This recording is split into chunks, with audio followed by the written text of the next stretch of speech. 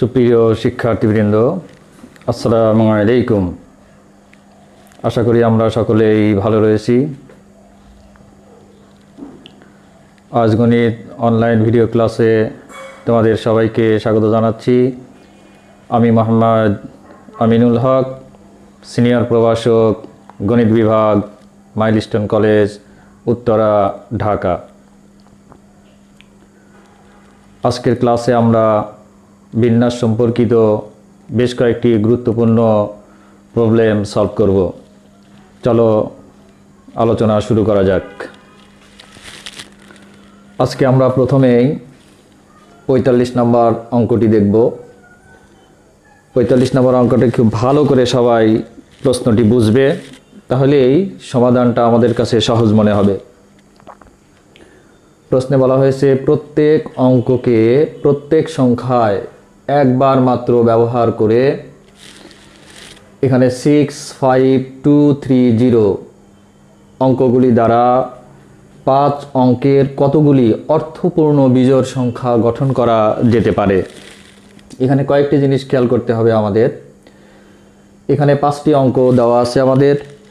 এই 5টি অঙ্কের প্রত্যেকটাকে একবার মাত্র আমরা ব্যবহার করতে পারবো। কয়বার ব্যবহার করতে পারবো? একবার মাত্র ব্যবহার করব। আমাদের চাওয়া হয়েছে অর্থপূর্ণ বিজোড় সংখ্যা। অর্থপূর্ণ বিজোড় সংখ্যা 5 অঙ্ক বিশিষ্ট। তাহলে 5 অঙ্ক বিশিষ্ট অর্থপূর্ণ বিজোড় সংখ্যা হলো 5টি অঙ্ক থাকবে, কিন্তু 5টি অঙ্কই সার্থক হতে হবে। সেক্ষেত্রে আমাদের প্রথমেই শূন্য থাকলে সেটি 5 অঙ্ক বিশিষ্ট অর্থপূর্ণ বিজোড় সংখ্যা হবে না। যেমন আমি রাফলি একটু তোমাদের বলি, এই 5 অঙ্কের কতগুলি অর্থপূর্ণ বিজোড় সংখ্যা সেইটাকে ভালো করে বুঝতে হবে আমাদের। তাহলে ধরে নাও আমি এমন একটি সংখ্যা লিখলাম 62305। এটি দেখো 5টি অঙ্ক আছে, 1 2 3 4 5, এবং এটি একটি বিজোড় সংখ্যা। কিন্তু এই অঙ্কগুলো ব্যবহার করেই আমি যদি এটা লিখি 06235, এখানেও দেখো আমাদের 5টি অঙ্কই বিদ্যমান, কিন্তু সামনে অর্থাৎ প্রথমেই আমাদের 0 আছে। এই জিরোটার কোনো অর্থ নেই, এই জিরোটার কোনো সার্থকতা নেই। এ কারণে এটা মূলত 4 অঙ্ক বিশিষ্ট অর্থপূর্ণ বিজোড় সংখ্যা হয়েছে। কাজেই আমাদেরকে এটা বুঝতে হবে যে 5 অঙ্ক বিশিষ্ট অর্থপূর্ণ বিজোড় সংখ্যা হলো, যেমন উপরেরটা আমি লিখেছি 62305, এটি 5 অঙ্ক বিশিষ্ট অর্থপূর্ণ বিজোড় সংখ্যা, কারণ 0 সামনে নেই। কিন্তু 0 যদি সামনে চলে আসে তখন আর এটা 5 অঙ্ক বিশিষ্ট সংখ্যা বটে, কিন্তু সার্থক সংখ্যা নয়, অর্থপূর্ণ নয়। এটা 5 অঙ্ক বিশিষ্ট অর্থপূর্ণ হবে না, এটা 4 অঙ্ক বিশিষ্ট বিজোড় সংখ্যা হবে। আশা করি সবাই বিষয়টা বুঝতে পেরেছ। এখন আমি মূল আলোচনায় চলে আসি। আমরা সবাই জানি যে বিজোড় সংখ্যা কাকে বলে। বিজোড় সংখ্যা কাকে বলে? যে সকল সংখ্যার একক স্থানে বিজোড় অঙ্ক থাকবে।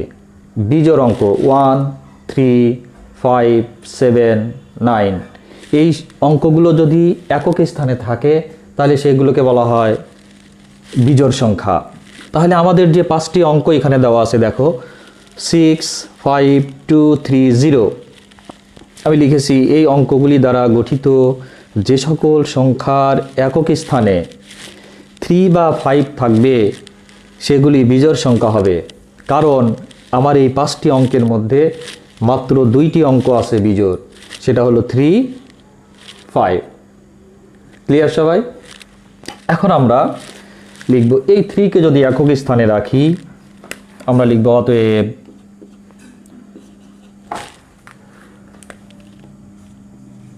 অতএব 3কে একক স্থানে রেখে অবশিষ্ট 4টি অঙ্কের বিন্যাস 4 ফ্যাক্টোরিয়াল। কেন বিষয়টা একটু খেয়াল করো। 3 3কে যদি আমি একক স্থানে রাখি তাহলে আমার এই 5টি অঙ্কের মধ্যে বাকি থাকে আর 4টি অঙ্ক। সেই 4টি অঙ্ককে আমি সবগুলোই ভিন্ন ভিন্ন, এ কারণে 4টি অঙ্ককে আমি সাজাতে পারবো 4 ফ্যাক্টোরিয়াল উপায়ে।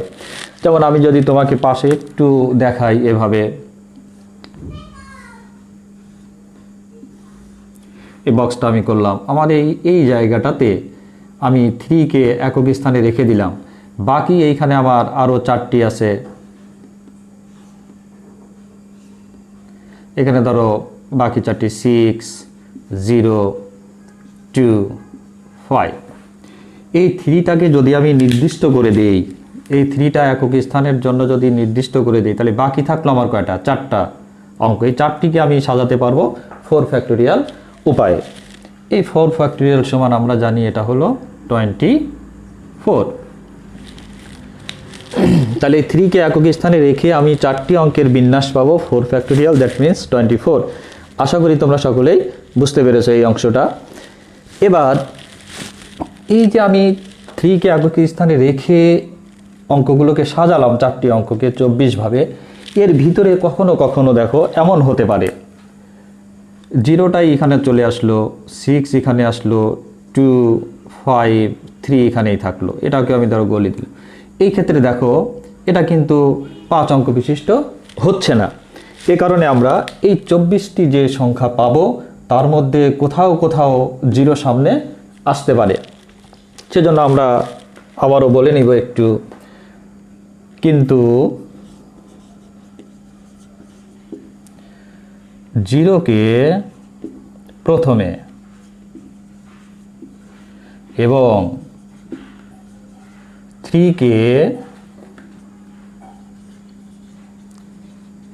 একক স্থানে রেখে গঠিত সংখ্যাগুলো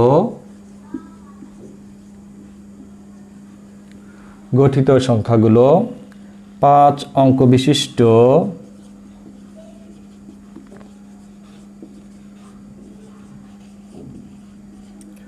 অর্থপূর্ণ বিজোড় সংখ্যা হবে না। খুব ভালো করে খেয়াল করবে সবাই আমার এই নোটটা। কিন্তু 0কে প্রথমে, দ্যাট মিনস আমি এরকম বলছি, 0কে প্রথমে এবং 3কে একক স্থানে রেখে, এই 3কে যদি একক স্থানে রাখি তাহলে যে গঠিত সংখ্যাগুলো পাবো সেগুলো 5 অঙ্ক বিশিষ্ট অর্থপূর্ণ বিজোড় সংখ্যা হবে না। দ্যাট মিনস আমরা এই ক্ষেত্রে কি করব? অতএব এই ক্ষেত্রে বিন্যাস সংখ্যা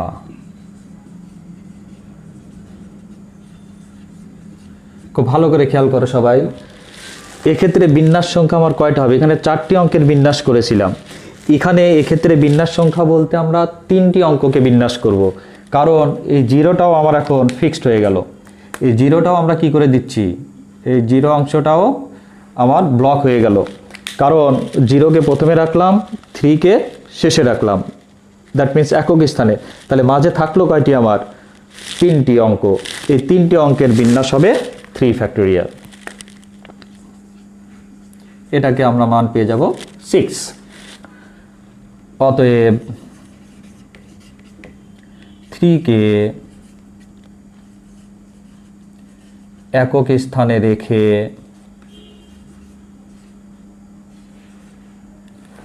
5 অঙ্ক বিশিষ্ট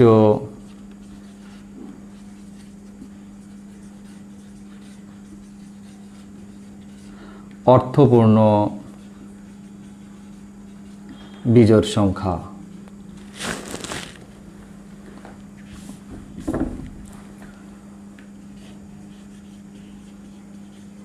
বিজোড় সংখ্যা সমান কি পাবো? আমরা খুব সহজেই বুঝতে পারবো এটা। অতএব আমি 3কে একক স্থানে রেখে 5 অঙ্ক বিশিষ্ট অর্থপূর্ণ বিজোড় সংখ্যা পেয়ে যাব। এই 4টি অঙ্কের বিন্যাস পেয়েছিলাম 24, মাইনাস করব এই 3টি অঙ্কের বিন্যাস। এই 3টি অঙ্ককে আমরা 6 ভাবে সাজিয়েছিলাম। এই 6 ভাবে সাজানোটা কি হবে না? 5 অঙ্ক বিশিষ্ট অর্থপূর্ণ বিজোড় সংখ্যা হবে না। এর জন্য আমরা এটাকে বিয়োগ করে দিলাম। এটা সমান আমরা পেয়ে গেলাম 18। তাহলে আমরা খুব ভালো করে খেয়াল করি যে 3 কে যদি একক স্থানে রাখি তাহলে 5 অঙ্ক বিশিষ্ট অর্থপূর্ণ বিজোড় সংখ্যা আমরা পাবো 18।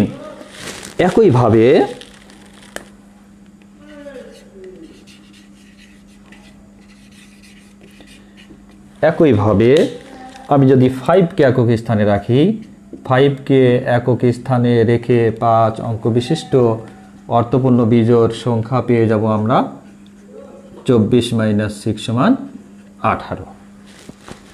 অতএব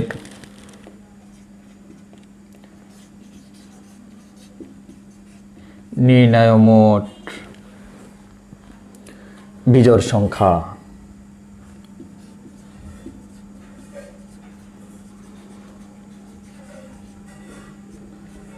18 + 18 = 36। এটাই আমাদের রেজাল্ট। আশা করি তোমরা সকলেই অঙ্কটি বুঝতে পেরেছো। এবার আমরা 53 নম্বর অঙ্ক দেখব। সবাই খুব ভালো করে খেয়াল করো। 10টি বস্তু থেকে একবারে 5টি নিয়ে কতগুলি বিন্যাসে 2টি বিশেষ বস্তু সর্বদাই অন্তর্ভুক্ত থাকবে। তাহলে আমাদের কাজ হলো কি, কয়টি বস্তু আছে আমার? মোট 10টি। 10টি বস্তু থেকে আমরা 5টি নিয়ে বিন্যাস করব। সেই বিন্যাসের মধ্যে 2টি বিশেষ বস্তু সর্বদাই অন্তর্ভুক্ত থাকবে। দ্যাট মিনস এই 5টির মধ্যে 2টি সর্বদাই থাকবে। তাহলে দেখো আমরা সমাধানে চলে যাই। খুব ভালো করে খেয়াল করো, যেহেতু 2টি বিশেষ বস্তু সর্বদা অন্তর্ভুক্ত থাকবে, অতএব আমরা কি করব, এই 5টির ভিতরে 2টা কিন্তু থাকতেই হবে। তাহলে সেইটা বিন্যাসটা আমরা বের করব। অতএব 5টি বস্তু হতে 2টি বিশেষ বস্তু নিয়ে বিন্যাস। 5p2 এর মান হলো আমাদের 20। একটা অংশ হয়ে গেল। আবার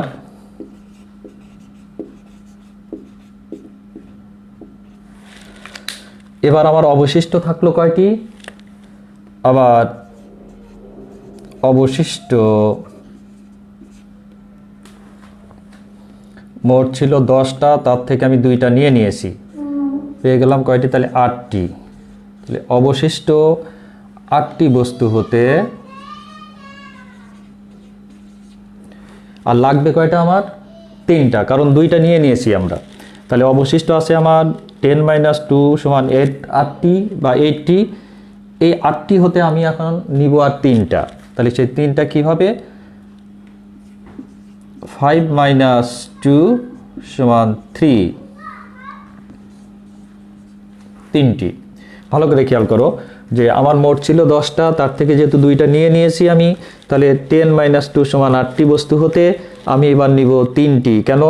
এই 2টি আমার নেওয়া হয়ে গেছে। তাহলে 5 - 2, 5টা নিতে হবে, 2টা নিয়ে নিয়েছি, তাহলে বাকি থাকলো আর 3টি। তাহলে অবশিষ্ট 8টি বস্তু হতে 3টি নিয়ে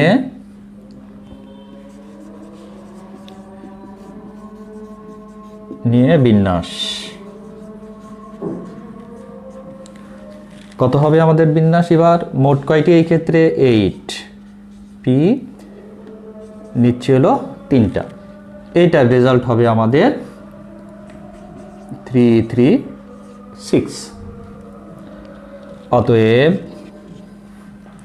নির্ণয় মোট বিন্যাস সংখ্যা। নির্ণয় মোট বিন্যাস সংখ্যা সমান এই 5p2 মান হলো 20 গুণন এই 8p3 হলো 336। টোটাল আমরা পেয়ে গেলাম 6720। তাহলে নির্ণয় মোট বিন্যাস সংখ্যা আমরা পেলাম 6720। এটাই আমাদের রেজাল্ট। আশা করি সবাই অঙ্কটি বুঝতে পেরেছো। এবার আমরা 55 নাম্বার অঙ্কটি দেখব। খুব ভালো করে খেয়াল করো সবাই। একটি প্রফেসর পদের জন্য 3 জন প্রার্থী এবং 5 জন লোকের ভোটে একজন নির্বাচিত হবেন, কত প্রকারে ভোট দেওয়া যেতে পারে? তাহলে আমাদের এখানে দুইটি জিনিস খেয়াল করতে হবে। একটা হলো প্রার্থী আছেন 3 জন, প্রার্থী কতজন? 3 জন। আর ভোট দেবেন কতজন? ভোট দেবেন 5 জন। এখন আমরা এই ক্ষেত্রে একটি সূত্রের অবতারণা করব। সূত্রটি হলো পুনরাবৃত্তির ঘটনা ঘটবে এখানে।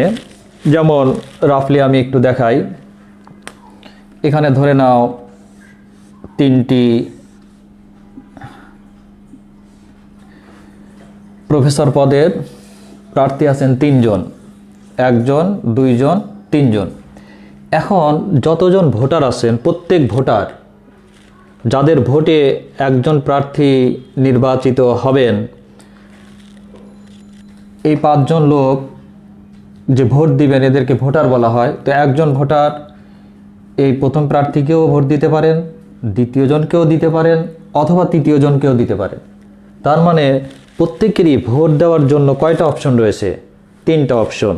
মানে একজন ভোটার প্রথম জনকেও দিতে পারেন, দ্বিতীয় জনকেও দিতে পারেন, অথবা তৃতীয় জনকেও দিতে পারেন। দ্যাট মিনস ভোট দেওয়ার অপশন হলো 3, অর্থাৎ পুনরাবৃত্তির সূত্র আমরা এখানে ব্যবহার করব।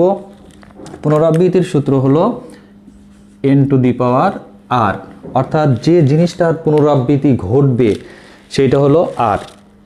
যেমন n সংখ্যক জিনিস থেকে আমরা r সংখ্যক জিনিস নিব, যেখানে যে কোনো জিনিস r সংখ্যক বার পুনরাবৃত্তি ঘটতে পারে। তাহলে এইখানে দেখো প্রার্থী কিন্তু পুনরাবৃত্তি ঘটবে না, প্রার্থী ফিক্সড, প্রথম, দ্বিতীয়, তৃতীয়। কিন্তু ভোটারের কি হচ্ছে? একজন ভোটার ইনাকেও দিতে পারেন, ইনাকেও দিতে পারেন, ইনাকেও দিতে পারেন। দ্যাট মিনস এখানে যে কোনো একজনকে উনি দিতে পারেন। একইভাবে দ্বিতীয় ভোটারও কি করতে পারে? ইনাকে দিতে পারে, অথবা ইনাকে, অথবা ইনাকে। দ্যাট মিনস প্রত্যেককেই কতভাবে ভোট দেওয়ার অপশন রয়েছে? 3 ভাবে ভোট দেওয়ার অপশন রয়েছে। এর জন্য আমরা এখানে লিখেছি, দেখো সমাধানের মধ্যে মোট প্রার্থীর সংখ্যা আমার 3 জন আর মোট ভোটারের সংখ্যা 5 জন। যেহেতু প্রত্যেক ভোটার 3 জন প্রার্থীকে মোট 3 উপায়ে ভোট দিতে পারেন, কাজেই এখন আমরা বাকিটুকু যেটা বলবো এখানে n⁻r সূত্র ব্যবহার করব। তাহলে আমার মোট ভোটার কতজন? 5 জন। তাহলে প্রত্যেক ভোটার 3 জন প্রার্থীকে মোট 3 উপায়ে ভোট দিতে পারেন। অতএব, ছোট্ট অঙ্ক এটা, অতএব 5 জন লোকের ভোট দেওয়ার মোট উপায়, 5 জন লোকের ভোট দেওয়ার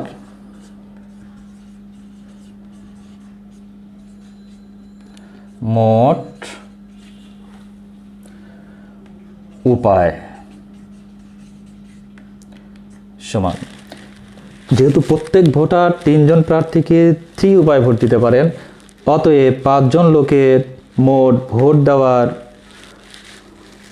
মোট উপায় হবে, আমার পদের সংখ্যা আছে 3, কিন্তু ভোটাররা পুনরাবৃত্তি ঘটাতে পারে, এজন্য 3⁵। এইটার মান হলো 243। অতএব 5 জন লোকের ভোট দেওয়ার মোট উপায় হবে 3⁵ সমান 243। এটাই আমাদের রেজাল্ট। আশা করি তোমরা সকলেই অঙ্কটি বুঝতে পেরেছো। এখন আমরা 58 নম্বর অঙ্ক করব। সবাই খুব ভালো করে খেয়াল করো। আগের যে অঙ্কটি করেছি আমি সেই অঙ্কটার মতো করেই এটাও পুনরাবৃত্তির ক্ষেত্রে সূত্র ব্যবহার করে করব। ছোট্ট একটি অঙ্ক, যে টেলিফোন ডায়ালে 0 হতে 9 পর্যন্ত লেখা থাকে। আমরা সবাই জানি এটা, আমাদের মোবাইলে বলো অথবা আমাদের ল্যান্ডফোন যেগুলো থাকে সেখানে 0 থেকে 9 পর্যন্ত লেখা থাকে। যদি এখানে একটি কক্সবাজার শহরের কথা বলা হয়েছে, যদি কক্সবাজার শহরের টেলিফোনগুলি 5 অঙ্ক বিশিষ্ট হয়, তবে ওই শহরে কত টেলিফোন সংযোগ দেয়া যাবে? যে 0 হতে 9 পর্যন্ত মোট অঙ্ক সংখ্যা আছে আমাদের 10টি, 0 সহ 1 থেকে 9 হলো 9টি আর 0 1টি, মোট 10টি অঙ্ক আছে। আর টেলিফোন নম্বরগুলি এখানে 5 অঙ্ক বিশিষ্ট। টেলিফোন নম্বরগুলিতে 5টি করে অঙ্ক থাকবে। এখন যেহেতু টেলিফোন নম্বরগুলিতে একই অঙ্কের পুনরাবৃত্তি ঘটতে পারে, অতএব আমরা লিখে দিব, অতএব 5 অঙ্ক বিশিষ্ট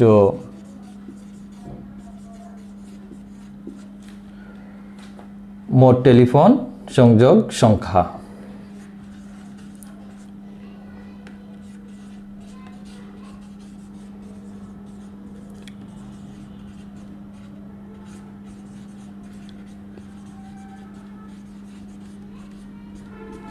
ভালো করে খেয়াল করো, একদম সহজ এটা।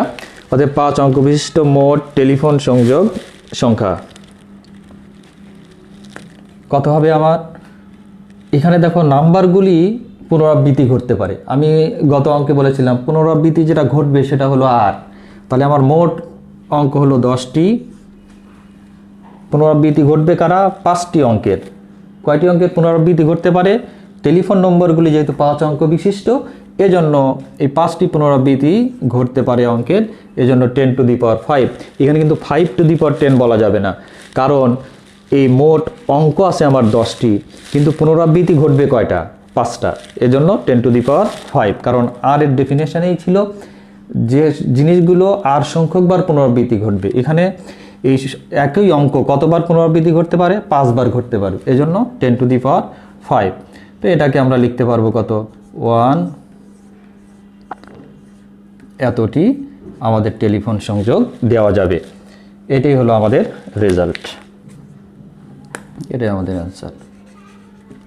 আশা করি সবাই বুঝতে পেরেছো। এবার আজকের লাস্ট অঙ্ক 61 নাম্বার, খুব ভালো করে খেয়াল করো সবাই। 2 জন দ্বাদশ শ্রেণীর ছাত্রকে পাশাপাশি না বসিয়ে 14 জন একাদশ শ্রেণীর ও 10 জন দ্বাদশ শ্রেণীর ছাত্রকে কত রকমে এক লাইনে সাজানো যায় তা নির্ণয় করতে হবে। যেহেতু এখানে একটি লাইনের কথা বলা আছে, খুব ভালো করে আমরা একটি জিনিস খেয়াল করব। একটা লাইনে দাঁড় করাতে চাই বা বসাতে চাই 14 জন একাদশ শ্রেণীর ছাত্র এবং দ্বাদশ শ্রেণীর 10 জন ছাত্র। শর্ত হলো দ্বাদশ শ্রেণীর ছাত্রদেরকে পাশাপাশি বসানো যাবে না। তাহলে খুব ভালো করে খেয়াল করো, আমি এপাশে একটা লাইন আঁকলাম। ধরো আমি এইখানে একাদশ শ্রেণীর ছাত্রদেরকে যদি আগে বসিয়ে দিই, বসানোর পরে তাদের মাঝের যে ফাঁকা জায়গাগুলো থাকবে সেখানে আমরা দ্বাদশ শ্রেণীর ছাত্রদেরকে বসিয়ে দিলে তাহলে আর দ্বাদশ শ্রেণীর ছাত্ররা পাশাপাশি থাকবে না। খুব ভালো করে খেয়াল করো, আমি এখানে যদি এরকম 14 জন আছে, 14টা গোল চিহ্ন দিয়ে নেই। দেখো 1 2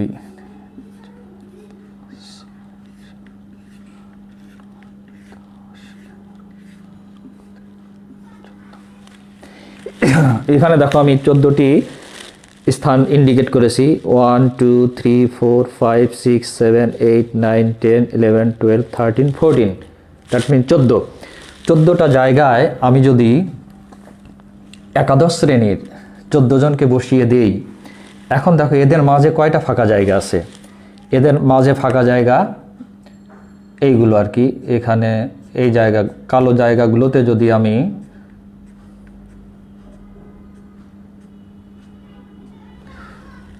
এই 14 জন আছে একাদশ শ্রেণীর, বসে গেল, এরা একটা লাইনে বসিয়ে দিলাম। বসানোর পরে এদের মাঝে আছে দেখো 13টি জায়গা, 1 2 3 4 5 6 7 8 9 10 11 12 13।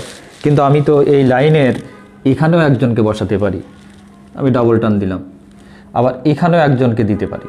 তাহলে একাদশ শ্রেণীর ছাত্ররা মাঝে থাকবে, দ্বাদশ শ্রেণীর ছাত্ররা পাশাপাশি হবে না। সেই ক্ষেত্রে দেখো আমার একাদশ শ্রেণীর 14 জনকে আমরা বসাতে পারবো এই 14টি গোল জায়গায়, আর দ্বাদশ শ্রেণীর 10 জনকে বসানোর জন্য আমার জায়গা থাকছে এই 14 জনের মাঝে আছে হলো আমার 13টি জায়গা, এবং এদের লাইনের 2 প্রান্তে প্রথমে এবং শেষে আরও 2টি জায়গা, টোটাল 15টি জায়গা আমরা পাবো। তাহলে এবার আমরা শুরু করি। দেখো প্রথমেই আমরা একাদশ শ্রেণীর ছাত্রদেরকে একটা লাইনে বসিয়ে দিব। তাহলে লিখি, অতএব একটু বলে নেই আবারও, যেহেতু দুইজন দ্বাদশ শ্রেণীর ছাত্রকে পাশাপাশি বসানো যাবে না, তার মানে হলো একাদশ শ্রেণীর দুইজনের মাঝে দ্বাদশ শ্রেণীর একজনকে বসাতে হবে। তাহলে আমি আগে কি করব, একাদশ শ্রেণীর ছাত্রদেরকে আগে বসিয়ে নিব। তাহলে অতএব একাদশ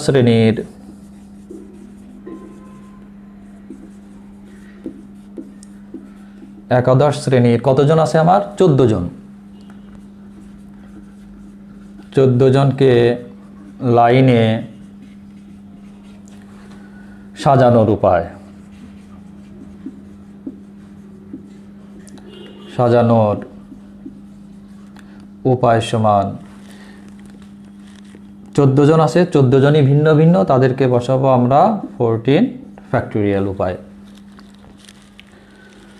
এখন দেখো, এই যে কথাটা আমি এখানে যেটা একটা ডায়াগ্রাম এঁকে তোমাকে আমি দেখাইলাম, সেই জিনিসটা এখন আমরা এখানে লিখব। আবার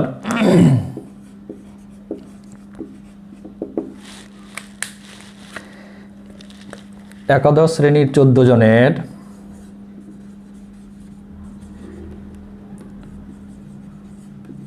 একাদশ শ্রেণীর 14 জনের মাঝে বা মাঝের 13টি স্থান সহ লাইনের উভয় প্রান্তে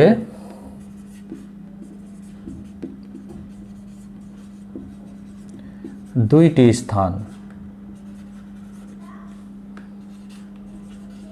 সহ মোট 15টি স্থানে দ্বাদশ শ্রেণীর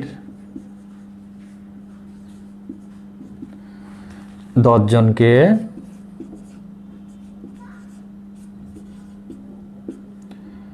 বসালে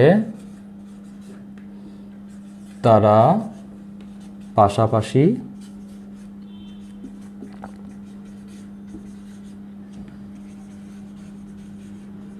থাকবে না। খুব ভালো করে খেয়াল করো কথাটা। একাদশ শ্রেণীর 14 জনের মাঝে 13টি স্থান সহ লাইনের উভয় প্রান্তে 2টি স্থান সহ মোট 15টি স্থানে দ্বাদশ শ্রেণীর 10 জনকে বসালে তারা পাশাপাশি থাকবে না। অতএব দ্বাদশ শ্রেণীর 10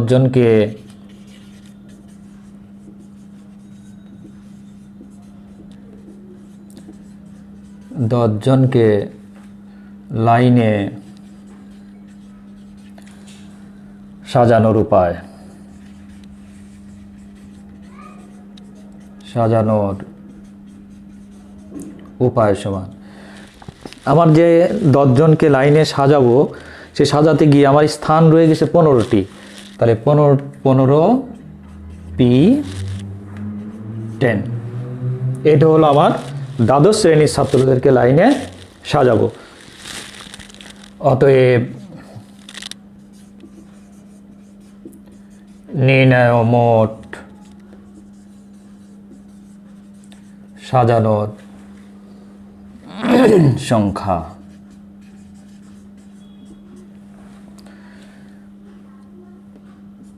(14 গুণন 15P10, এটাই আমাদের রেজাল্ট। আশা করি তোমরা অঙ্কটি বুঝতে পেরেছো। যে অঙ্কগুলো করানো হলো তোমরা খুব ভালো করে প্র্যাকটিস করবে, বারবার ভিডিওটা দেখবে। কোনো সমস্যা হলে বিষয় শিক্ষকের সাথে আলাপ করবে। আগামী ক্লাসের আমন্ত্রণ জানিয়ে আজকের ক্লাস এখানে শেষ করছি। আল্লাহ হাফেজ।